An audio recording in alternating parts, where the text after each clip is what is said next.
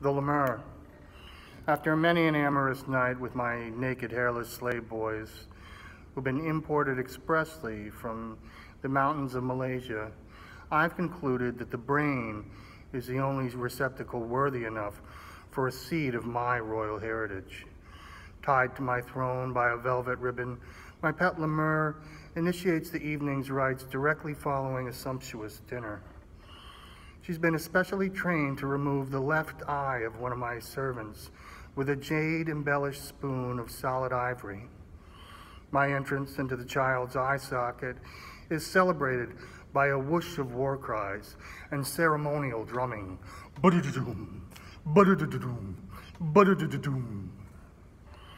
I'm showered by empty shells from automatic rifles being shot into the air while paper currency is thrown over my head by an entourage of my devoted soldiers. By pivoting my body in certain directions, I stimulate various loci of the brain regions, in turn making my lover twitch in accordance with my movements. I've become so skilled in this practice that I'm able to predict and control the motions of certain appendages, as if I were God himself, and the subject before me, my marionette. While grinding myself into the little one's face, I've gotten into the habit of pushing my hand through the soft area of the back of his head and wrenching out the youth's cerebellum, a ball of natty fibers and axons located posteriorly to the brainstem. I then proceed to eat it as if it were a mouth-watering plum.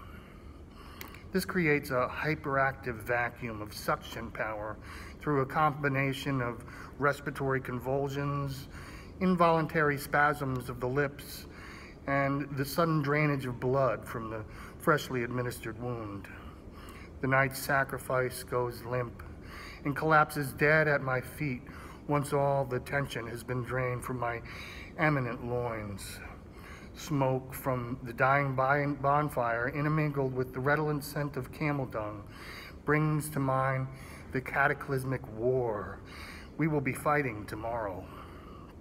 I breathe proudly, knowing that I am at the height of my powers as I stand above my slave boy's lifeless form and contemplate the bloodshed that my people will inflict upon the masses in the name of a holy cause.